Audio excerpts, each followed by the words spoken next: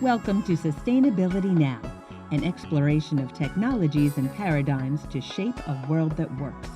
Designed for socially conscious entrepreneurs and individuals interested in responsible stewardship of the planet. Sustainability Now covers food, energy, housing, water, waste, health, economics, and consciousness. Welcome to your community, Sustainability Now, with your host, Mira Rubin. Welcome everybody to Sustainability Now, technologies and paradigms to shape a world that works.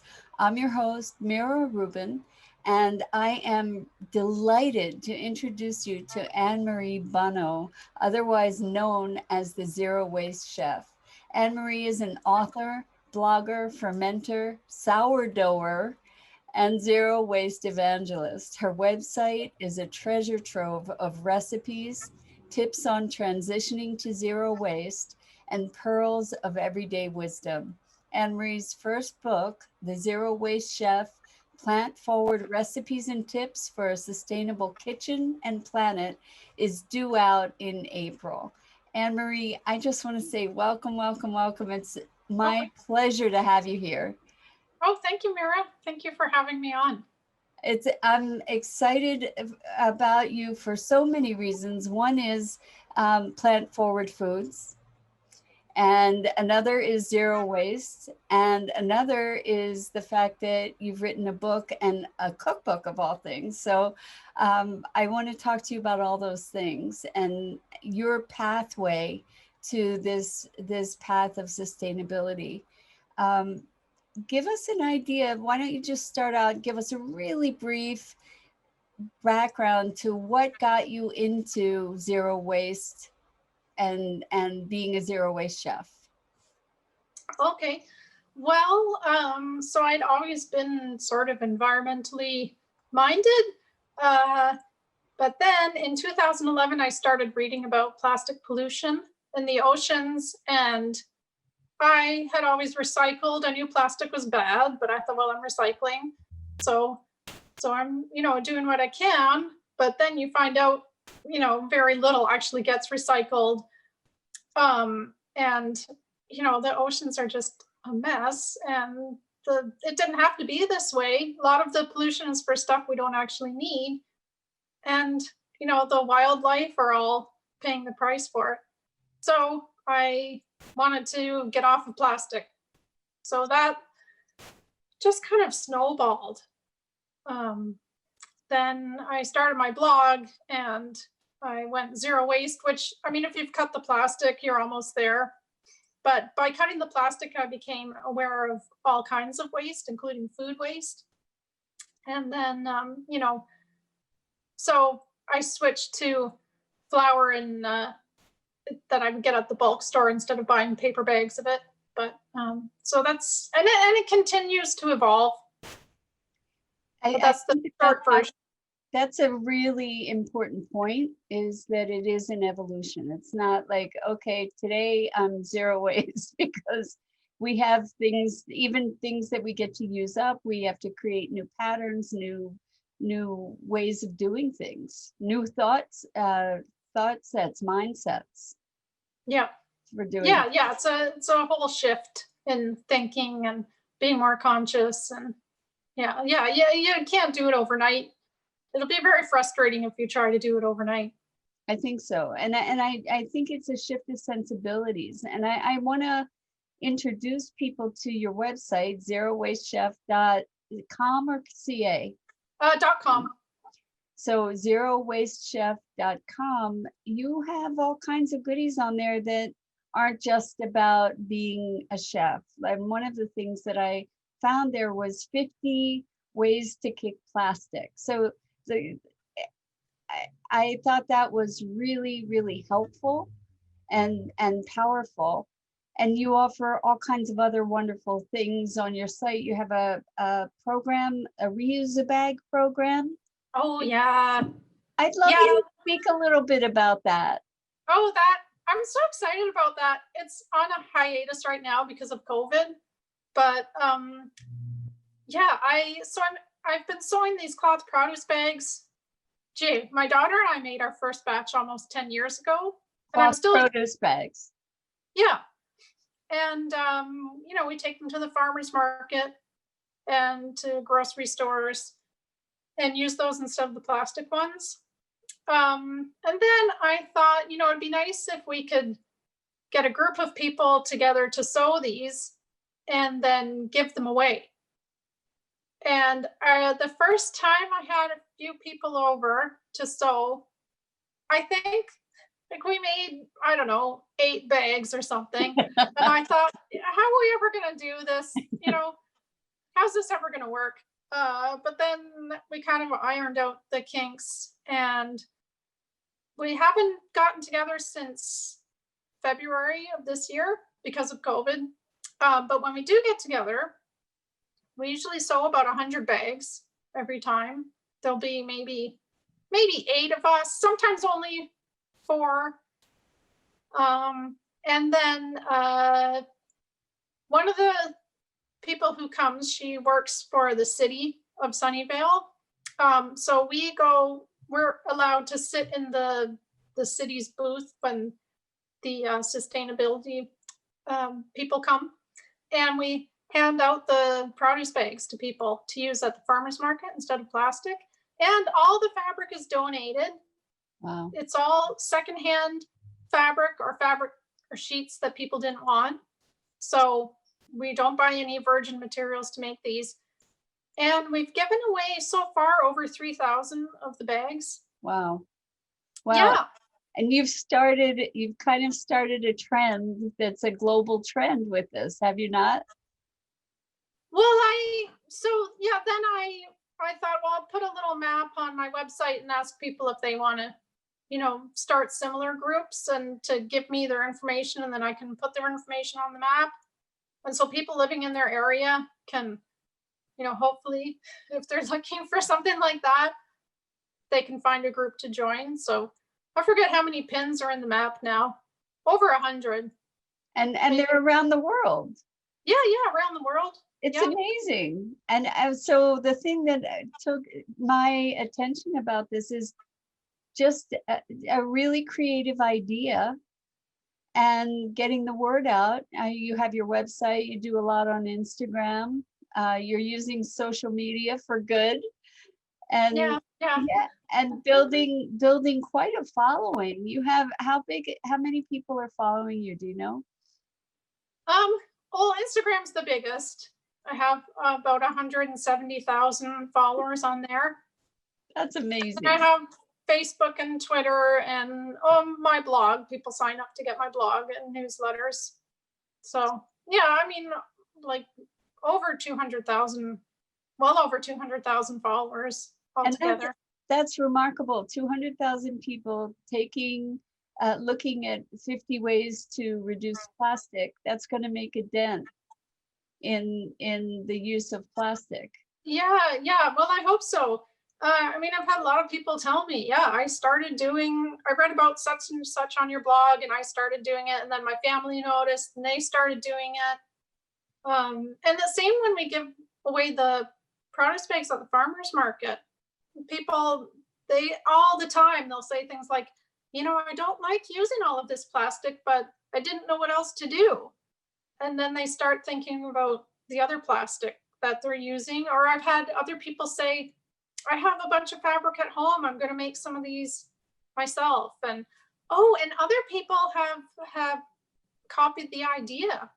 So there's another farmer's market in another town, not really close by. And the people who run a booth there came to talk to us at our farmers market to get some ideas. And so now they were doing it, like with COVID, it stopped, but vaccine is on the way. So do you have a pattern online? Oh yeah. Okay. Yeah. If you go to my blog, zerowastechef.com, and enter in the search field just produce bags or cloth produce bags, a few posts will pop up about that. And it's a rectangle. Okay. So I cut a big rectangle I finish the top edge, fold it like a book, sew the bottom and the top. Beautiful. I have And a serger. do you do handles on it? No, Okay. no. You can do a drawstring if you want to, but it adds weight to it. And the plastic bags at the store don't have drawstrings. Right. Yeah, they're fine. And also we can crank them out really fast. Yeah.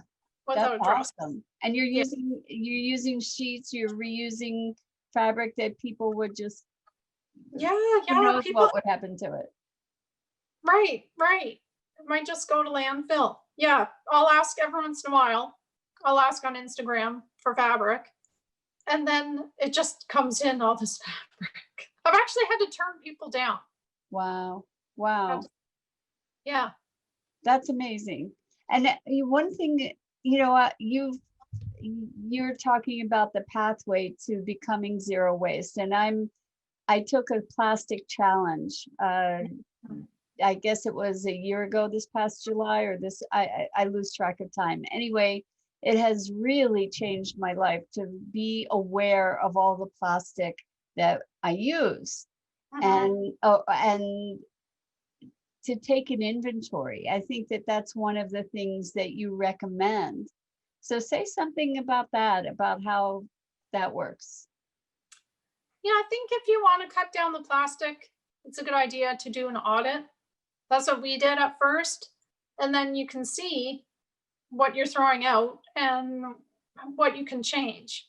So my daughter did an audit when we first started, and we found things like plastic bags of frozen fruit and yogurt tubs, plastic bags of sugar and flour, and things like that are pretty easy to switch. Well, the yogurt you can, you can make it. Yogurt's easy to make. So that really helped. Yeah, I think that's a good way to start, because if you don't measure it, right, harder to change. Right. I think that that's true across the board, that education and awareness is the first step, because you can't unlearn something that you learned. Right. So, right. And the biggest transition is really to be doing more yourself. Right. So yeah, cooking I think more. so. Yeah, more cooking. And that doesn't mean you have to cook anything fancy. The other night I had, this was so simple and it was delicious. I cooked some farro, which I love. So it's like chewy, kind of like chewy rice, but it's wheat berries. So I cooked that. I added some preserved lemon brine and some olive oil, and I chopped up a bunch of parsley, like a lot of parsley. It was almost like tabbouleh. And then I added some chopped nuts, and I had a baked potato, and I topped that with I had a little bit of butter and olive oil and a bunch of kimchi. Oh, and some cashew cheese that I had made. It was delicious, and it was. It took no time. The baked potato, I had to wait for the baked potato to cook. So you just mentioned some wonderful things, and this is another part of going zero waste. You mentioned the fermented lemon, preserved lemon, kimchi, and cashew cheese. And we mentioned earlier that you're a sourdough-er. All of these things are fermented, and fermentation is such a big part of really being able to go zero waste, right? Well, I think so. Yeah, for me, that's what I found. The holy grail for us was vinegar. I thought, how am I gonna get my vinegar? There's one bulk store far away from us that has it. They have different types of vinegar. Oh, okay. And it's still in a plastic container, but it's a giant one, and then you just take out what you want. So it's way better than buying a bunch of small containers. But I thought, if only I could make the stuff. So finally, I figured out how to do it. I make scrap vinegar out of apple peels and apple cores. Really? Yeah. Is that something you can share with us briefly? Oh, yeah. How does that work? It's on my blog. And actually, yeah, if you make an apple pie or an apple crumble, that's the perfect time to do it. So you just save the peels and the scraps. They're covered with lactic acid bacteria. So you put them in a jar and add a spoonful of sugar, cover the scraps with water, and set the jar aside. You can put a little hat on it like you do for kombucha, like a little cloth cover, very securely. Put a rubber band or string around it, because you don't want to attract fruit flies. And then within a few days, that'll start to bubble up. Stir it every day. It will turn alcoholic after, let's say, a week. Depends on your kitchen environment. And if it's cold, it's going to take a lot longer. Then after another week, it'll turn vinegary, and you strain out the scraps and you're left with vinegar. It's not as strong as apple cider vinegar, but it's pretty strong. And yeah, it's good stuff. And I also make vinegar out of kombucha, which is, you just neglect your kombucha and it turns to vinegar and you have vinegar. So that's another. If you're making kombucha, it takes a pretty regular maintenance to keep it from going vinegary or to keep it alive. So that's actually a really good strategy, because I know that I had kombucha. It was hard to keep up with it. Yeah, it can be, especially if it's hot out. If it's during the summer, sometimes I have to make it every few days. Yeah. And it's like a part-time job. Yeah. Oh, but in the winter it ferments slowly. So you get a break. That's great to know. And actually, vinegar is a wonderful cleaning substance. Yep. I use vinegar to clean, vinegar and baking soda. So yeah, perfect. They're really powerful. And the other thing that I loved that I found on your website was a recipe for dishwashing liquid, because it's always in plastic and I burn through it. And I am using vinegar and baking soda more for cleaning as I'm looking to become more minimal here. But I like dishwashing liquid. And I haven't done it yet. I ordered the washing soap. So you did? Yeah. That's the only tricky to find is the washing soda. Yeah, so, but once you have that. How did you find out about washing soda? I mean, well, give people the recipe because it's pretty straightforward. And you need washing soda. So that's like baking soda kind of, but it's not baking soda. You have to have washing soda. Washing soda and a bar of soap and water. And I think that's it. I think that's it. And then you want to cook it, right? Yeah. And it thickens up. If it gets too thick, just, shake it up in the jar. And it's not as soapy and sudsy as the commercial stuff, but it does work. You can put a scent in it if you wanted to. Yeah, like if you want. Yep. So yeah, it works pretty well. There are also solid dishwashing bars. I didn't know that. That's another option. Okay, that's good to know. So do you have resources on your website where people can find these things? Like where could you buy solid soap, dish soap? Yeah, I don't have that on my blog, but you can get them. You can get them at quite a few places now. A few years ago, you couldn't. You can look on Etsy. A store like Package Free probably has them. Life Without Plastic would probably have them. That's a website? Yeah. For everybody listening, we'll make sure to have all these links on our website at sustainabilitynow.global. So we'll have all these resources for Anne-Marie that you're mentioning. Thank you. Oh, welcome. The other thing that I wanted to talk about is the fact that you've written this book, and really underlying that, I saw a post on your website talking about lessons that you learned in writing a book. And the first thing I want to acknowledge you for and talk about actually before we get into those lessons is your creativity, because you are creating recipes, you are creating Instagram posts, you are coming up with different ways to shift and grow and move into this zero waste lifestyle, and sharing it with others. And the ongoing demand of that creativity, how do you meet that? How do you find your inspiration? Yeah, sometimes it's hard. Sometimes with Instagram, you have to feed it. It's constantly hungry, insatiable. Like sourdough, right? It's true. It's like sourdough. Yeah, you have to feed it or it'll die. Gee, well, I try to go keep off of screens. Isn't that ironic?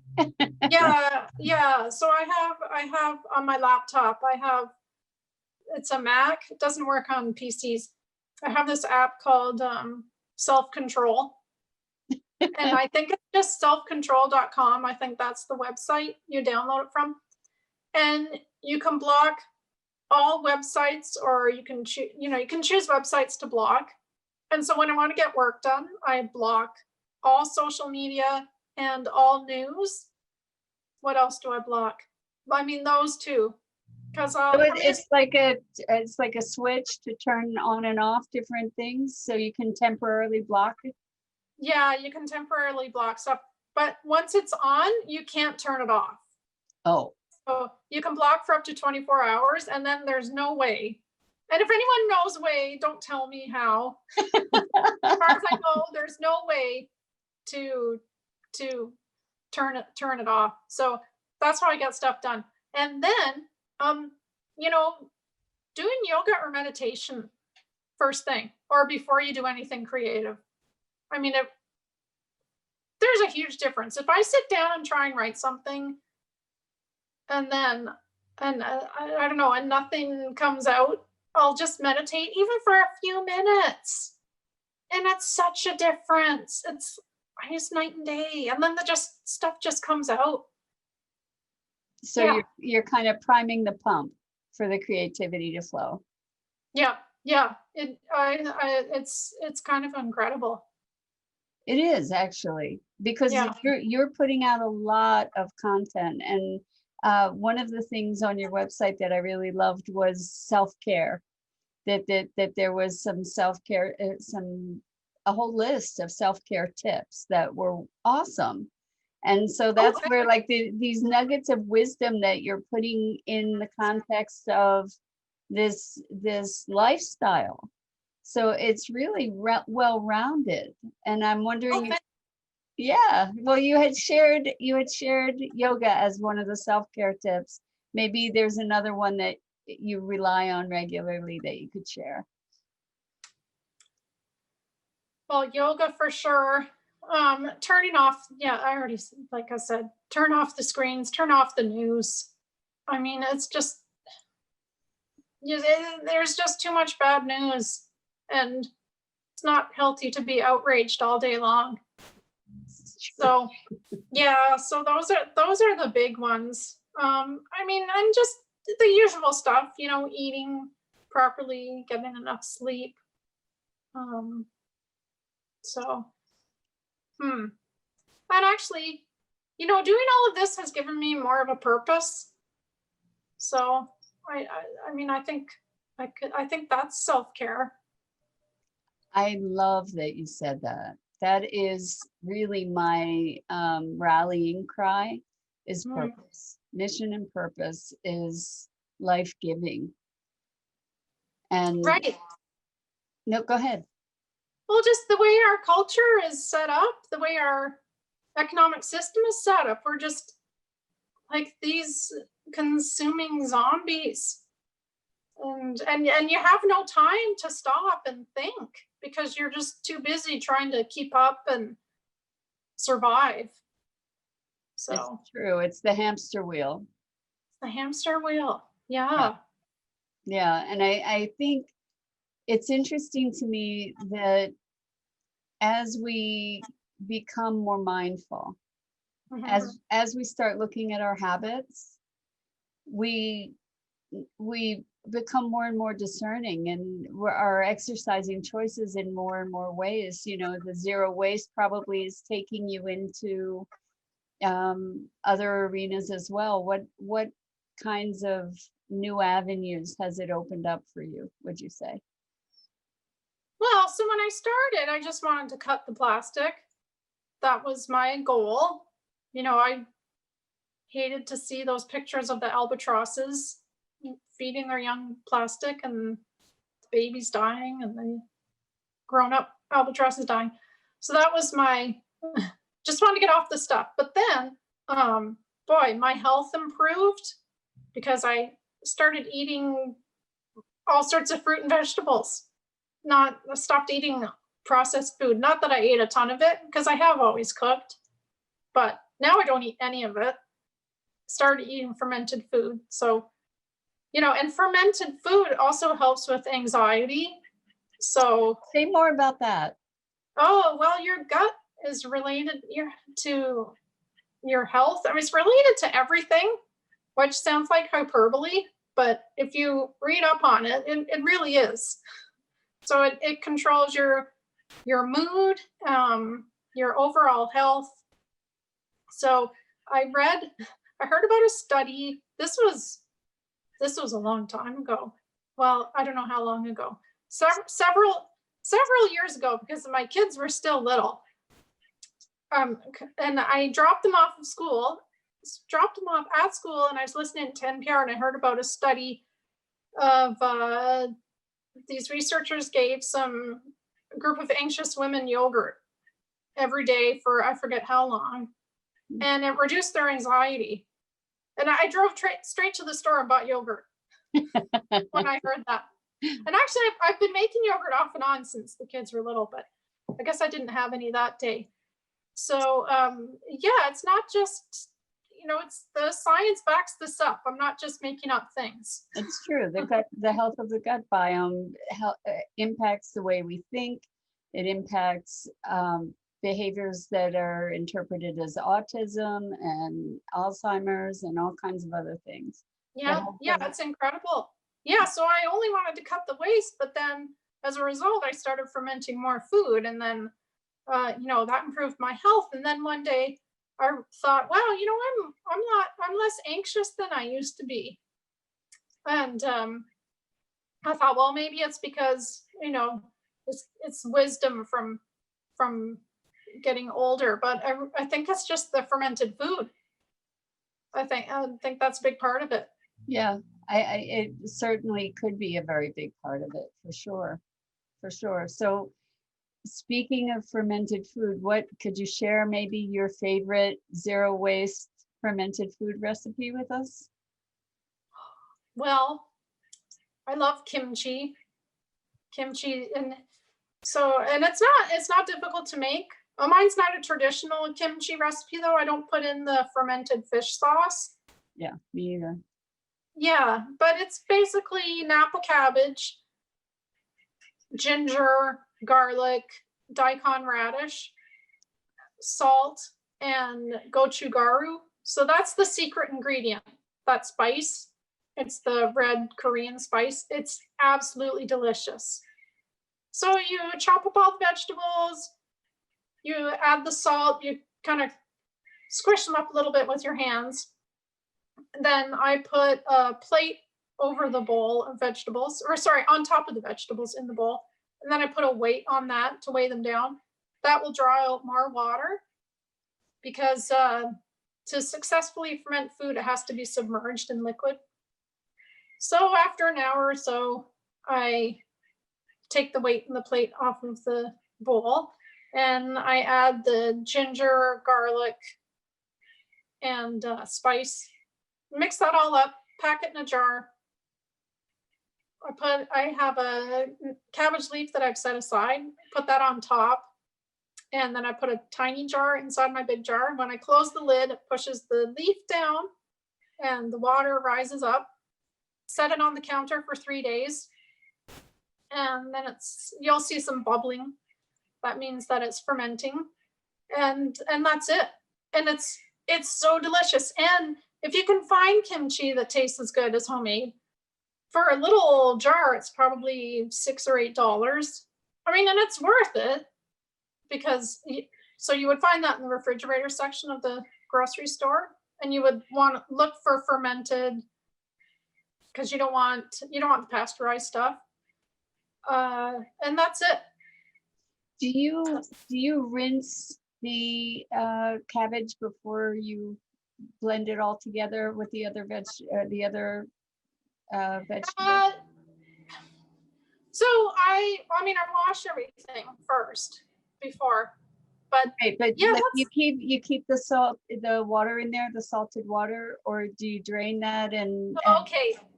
So yeah, that's a good question. So on my blog, I do it in a brine. Okay. Right. So I do pour that off. Okay.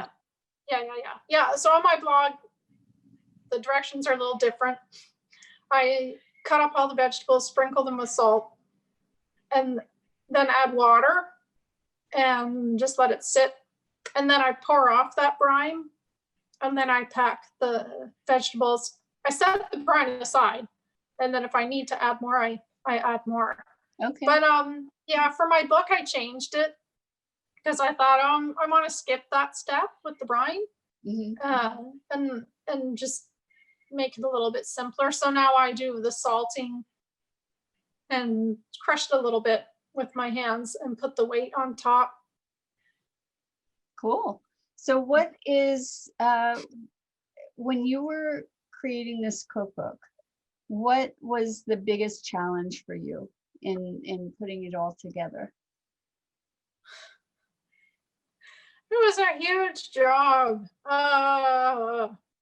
I had to come up with the recipes. So, that wasn't too hard, but it did take a while took a long time, actually, to figure out what to put in. How long were you working on the book? So from the time I got my contract to work on the book, I got my contract, I'd say around May, 2019? Did you start testing the recipes then, or? Yeah, I started cooking right away, immediately. And I have recipes in it that are on my blog, but everything's been revamped pretty much. There might be 1 or 2 recipes that are the same, but even the instructions, they're clearer. They've been tested by people. So I had to go and even redo those ones. So yeah, coming up with the recipes took a while. Then there was all the cooking. All the cooking. And then the 5 million dishes I had to wash. Wow.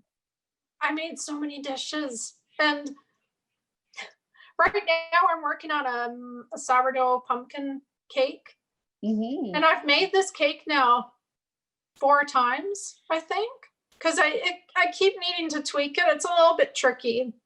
And if I have to eat one more cake, and it's delicious. It's delicious, but I can only eat so much cake, and it's not like I can have people over. Right.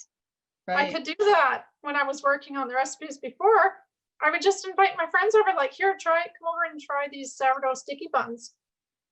Well, that's a challenge, being a zero waste chef and having to produce all that food and then use it all, right? Yeah. Well, it was much easier pre-COVID, and I finished the recipes at the end of last year. So I still had to do some cooking later, but not, just a little bit here and there, just to slightly tweak things. But the vast majority of the cooking was pre-COVID. So yeah, I would just have people come over. Yeah, because I couldn't waste food. Right. That would be awful. Right. Well, I wonder, you could make croutons out of the cake, maybe, or something like that. Yeah, well, I can freeze it. It freezes well. You must have a big freezer. Do you have a big freezer? No, just normal size freezer. Yeah, I guess I don't have a lot in there except frozen tomatoes and frozen soup and things. So it can hold quite a bit. So with zero waste cooking, things like butter, things like parchment paper, or aluminum foil, which or baking pans, things that people are probably acclimated to. What are suggestions? Like, how do you deal with the parchment paper kind of thing and beyond? Well, so you can use those Silpats, those silicone baking mats, and we do have some. We've had them for a long time. I really don't like washing them. They're such a pain to wash, and I don't know how inert they are. So I don't like using them. But the other thing, you can grease and butter things, oil things. That works. Parchment paper I haven't found too tricky. Replace, you mean? Yeah, I haven't found too tricky to replace. Aluminum foil, that was harder because I love beets. I love roasted beets and beet pickles. And I used to always wrap them in aluminum and then put them in the oven and roast them. And, then after I went zero waste, I wanted some and I thought, oh no, how am I going to cook those? And then I thought, wait, I have a small Dutch oven. I'll just put them in my Dutch oven. And I did that and it worked really well. Okay. Yeah, so I'm always able to just figure it out, find some. What other kinds of challenges did you encounter that somebody going zero waste might really find an obstacle in the kitchen? Let's see. Well, salt, pepper, spices. I mean, I know that there are bulk places where you can get a lot of spices, but I've found that there are spices that I can't find in bulk. Oh, yeah. See, I'm spoiled here because we have so most of the bulk stores are closed right now, or the bins are closed. Right. Right. Yeah. But there is one right by me that has tons of spices. And I'm not allowed to touch any of the bulk things myself, but the staff will fill jars and bags for you. So if I bring my cloth bags and cloth jars, I was just there on the weekend and they're happy to do it. So they're a small business and I think they're just like really happy to still have some customers. Yeah. Yeah. So step number 1 is find a bulk store near you. That's really essential. Yeah. Find a bulk store. That really helps. And then if you can buy ingredients that can become other ingredients, that's a big help. So when I was at my mom's in Canada, we didn't have any brown sugar. And I wanted to make a sourdough chocolate cake up there. I was experimenting with that up there. So there was no brown sugar, but in the cupboard, she had white sugar and molasses. And to make brown sugar, you just mix together white sugar with, maybe a cup of white sugar with a couple of teaspoons of molasses, and mix that together and you get brown sugar. Nice. Yeah. So that saved me a trip to the store during COVID. And all the store had where my mom lives is plastic bags of brown sugar. So I avoided that. And that molasses had probably been in her cupboard for quite some time. Yes. So I used that up. Have you noticed that you've modified like the kinds of things you eat? I know that you're doing a lot of cooking, but like getting things like capers. I don't know any place where you could get bulk capers. Gourmet type ingredients. So do you just say, okay, I'm not going to use that ingredient, I'm just going to do something else? Well, I do that a lot of the time. if it's in a glass jar, I think it's, at least I can reuse the glass jar. Yeah. Yeah. So That's kind of one of the agreements I've made with myself too, even though they have a little plastic rim around the top. It's right, awesome. right. Yeah. Yeah. I gave a talk, one of my last in-person talks before COVID, and someone said, what do I do about my prescriptions? You know, they all come in plastic bottles. And I have read about one pharmacy that is doing glass bottles that they reuse. And maybe there are more pharmacies than that, but you need your medication, you know? So if you're at the point where your biggest worry is, how do I get my medication plastic free? You're doing better than 99.9% of people. Yeah. So Yeah. don't have an ulcer over that. Like, don't have an ulcer over any of this. Thank you. Actually, for that, thank you. You know, like, don't have an ulcer over this, because the damage that you're doing to yourself by freaking yourself.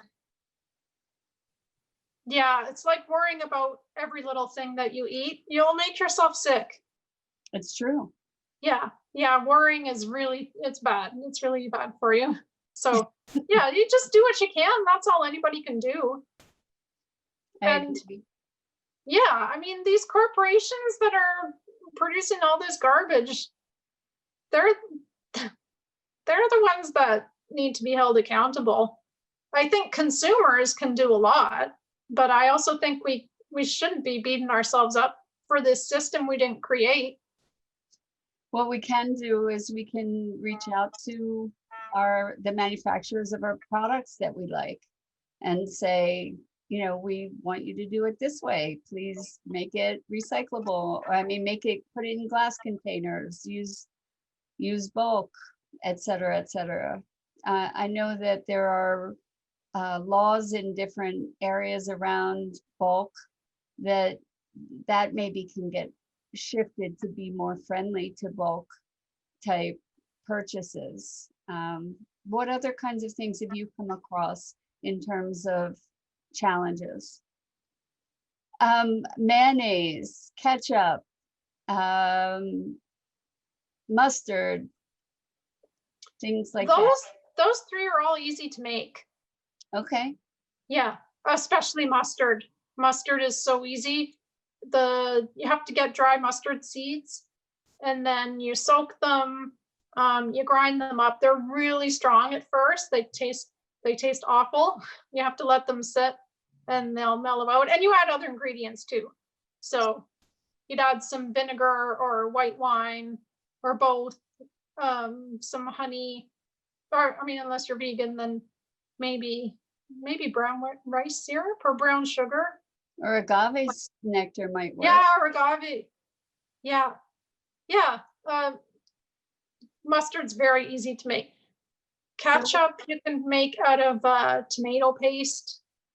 So I make tomato paste, and it's a big ordeal, but it's just once a year.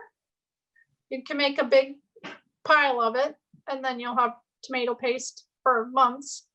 And once you have tomato paste, you can easily turn that into ketchup. And you can also do it with store-bought tomato paste.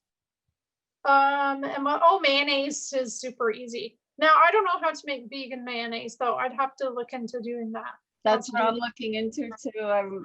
I think that's the next challenge. I think that you are like me in a way, in that you kind of love the challenge of facing how to figure this out. You know, okay, here's a new, yeah. Oh yeah. I think it's fun trying to figure this stuff out. And then I've discovered all these things. I probably wouldn't have started making sourdough if I hadn't gone zero waste, but I wanted to cut out the yeast packets. Wow. And that was several years ago. My starter turned 7 in February. And I had a starter before that one. So I've been doing this for 7 years, because it was at the end of 2013. I started sourdough. And yeah, it was to get rid of the yeast packets. And then this spring with COVID, everybody started doing it for the same reason, because they couldn't get the yeast. So tell us about sourdough, because I'm sure that there are people that really don't have a clue what we're talking about. So oh, right. Yeah, so usually when you bake bread nowadays, you buy baker's yeast. So the Fleshman stuff, the dry active yeast, it's little beige granules. You can buy either a glass jar of it or little individual packets of it, and that makes the bread rise. But for 8,000 years before the introduction of commercial yeast, people used wild yeast. And so that's what sourdough is. There's yeast in the air, there's yeast on your hands, it's in the flour. So you take flour and you add water and you stir that up, you let it sit, and then every day you stir it a few times. And then after a few days, you'll see bubbling. And the bacteria and yeast have sort of revived in the flour, and they're eating the carbohydrates and they're producing gases. And that's why you see the bubbling. And you feed that every day. So you take out most of it, and then the little bit you have left, you give fresh flour and water because it needs food.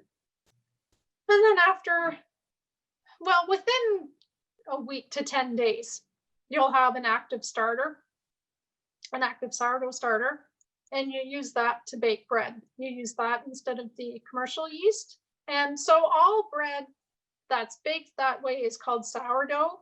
A lot of people associate sourdough with San Francisco, with that tangy bread, but it's not only the bread in San Francisco. So what do you do with the part that you take away? Oh, well, I made my cake with it that I was telling you about, my sourdough pumpkin cake. I made that last night.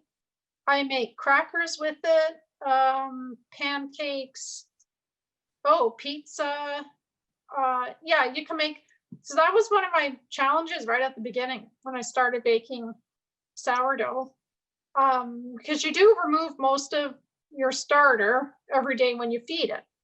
If you didn't, it would grow exponentially, and it would take over. You'd end up feeding it a whole bag of flour. Okay. Yeah. So you take out most of it, and I thought, well, I can't throw this away, even though the recipe said throw it away. And I thought, well, I can't do that. I have to think of something to do with it. So yeah, I just have come up with, it works really well. Mostly I make things that are flat. So tortillas, that's in my cookbook, sourdough tortillas. They're really good. Sourdough crackers, yeah, the flat thing. I have to ask, how about gluten-free sourdough? Is it doable?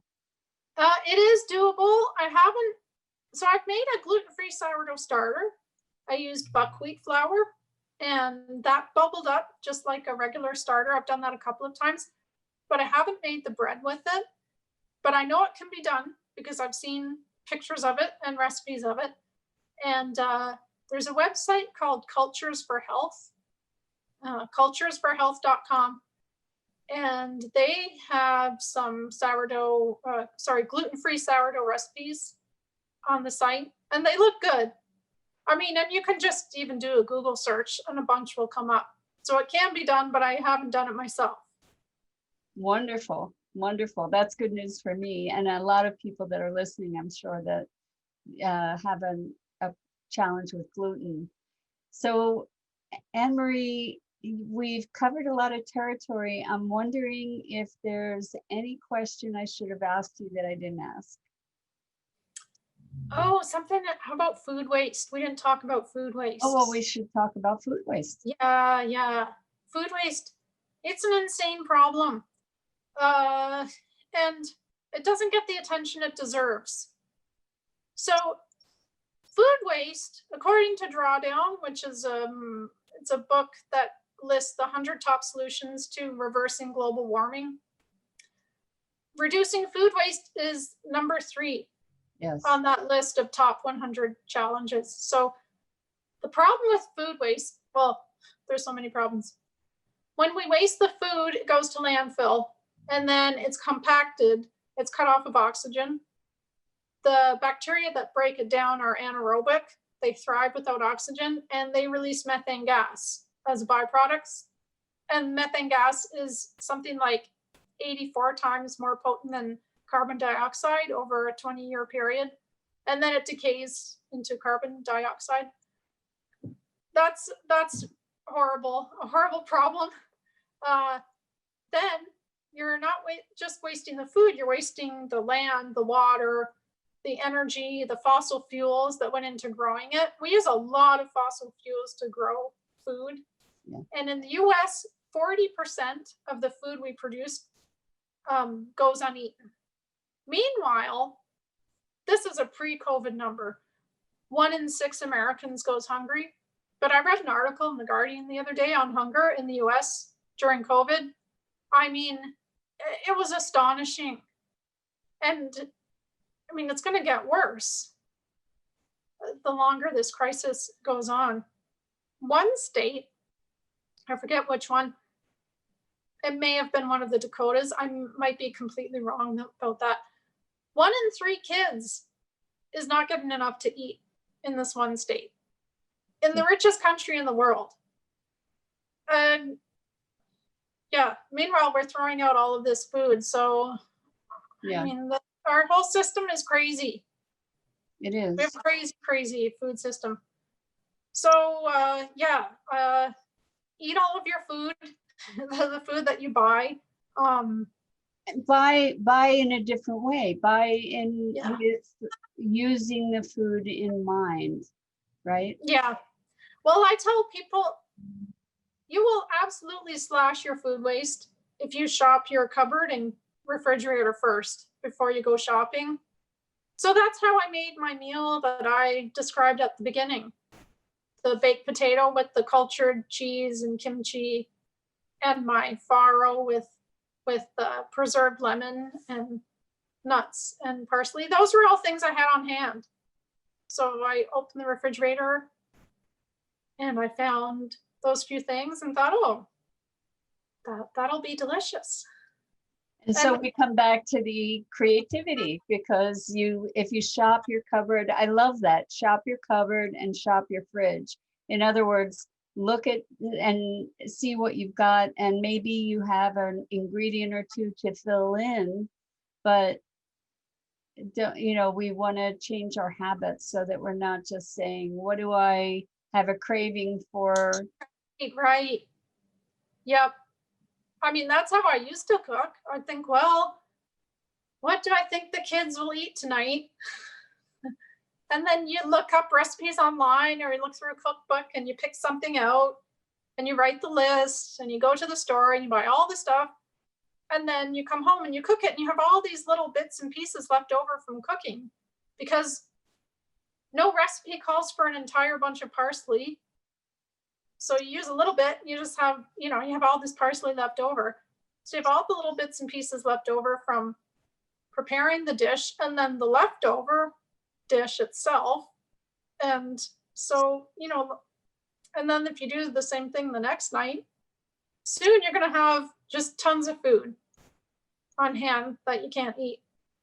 And so herbs, for instance, fresh herbs, parsley, like you just said, or cilantro, or basil, or bay leaves, bay leaves not so much, but you might have all these different fresh herbs. You can freeze them. Mm-hmm. You can make pestos. You can grind them up. What other things? Do you dry stuff much at all, or? Well, I have some rosemary right now, and I thought I would dry out some of that. I'm trying to propagate it. I was so happy I found it at the farmer's market on Sunday. So a rosemary bush is a wonderful thing to have, and it's a perennial. So yeah, you can dry it. Mostly though, I make a pesto or some sort of sauce. In my book, I have a recipe for cilantro chutney to go with these. I called them empamosas. Sort of like empanadas, but filled with samosa filling. Ooh. And they're good with that dip, with the cilantro chutney. Oh, that sounds awesome. Yeah, and I thought that would be, I wanted to have at least one thing in there that used a lot of herbs, because I have no numbers to back me up, but I think herbs must be one of the most wasted things Well, in the kitchen. I know that there are a number of companies now that are selling ugly food, quote Oh yeah, unquote, ugly food. And I think one of them is Misfits Market. And do you know of others? yeah, imperfect. Hungry Harvest, I think, is another one. There were several. Yeah. Now they're not zero waste because they're going to be delivering it in some kind of packaging. But I guess we always get to weigh the Yeah, balance. yeah. Well, and then some of them are probably better than others on the packaging. Yeah. Because people are much more aware of it now. So if you make a request, and if they hear that request over and over and over, they're going to do something about it. Yeah. Yeah. Well, Anne-Marie, you are really creating quite a movement, or enhancing the movement in a big way by cultivating such a huge following. And I just want to ask, what made you have such a huge following? How did you do that? I think just posting consistently, and staying on message. I think that's important. Just sticking with the message. People like food. True. So yeah, and I think if we change our diets and our habits around food, it'll have a huge impact on the climate. People think initially fossil fuels, which is huge, of course, but food is as big a part of the problem, if not a little bigger. And the way depending on the study you look at. And the way we relate to food. So, right. It's just hack off the top of the carrot, right? If there are greens, throw the greens away. There are things that we can do with all the scraps, or a lot of the scraps, that we would be discarding naturally. And we can make vegetable stock, if nothing else, right? Oh yeah. Yep. Yeah, and I make vegetable stock. Oh, composting is really important. Yeah, food should never go to landfill because of the methane that I described. But if you put it in compost, it will actually sequester carbon dioxide from the atmosphere. So yeah, compost is a big part of the solution also. So if we summarize, dump the plastic. Number one, don't drink water out of plastic bottles. We didn't mention that, but that's like number one, right? Ferment your food, compost, and what else? Cook your own food. Yeah. And you don't have to cook anything fancy. You can make a vat of soup at the end of the week with whatever is left that you didn't get to. You'll reduce your food waste, you'll save money, and then you can eat for days. You can freeze some of it if you don't want to eat it right away. But if you learn to cook, then you'll learn what to do with the food you have on hand. And collect glass jars. Start hoarding glass jars right away. Yep. That's great. Anne-Marie, thank you so much. It's been such a delight. I really thank you for being here and for doing what you're doing in the world. And for everybody listening, we thank you. Take Anne-Marie's lead and know that one person can impact hundreds of thousands of others and share a message. We all together can really truly make a difference. I want to say thank you to Scott Billy, our producer and my co-founder. And I think that's it for today. So until next time, live your best life, love the world around you, and together we can save the world. Thank you for listening to Sustainability Now. Visit sustainabilitynow.global to find resources related to today's program. While you're there, pledge your support by making a contribution to help us shape a world that works. And remember to subscribe, share, and follow us on social media.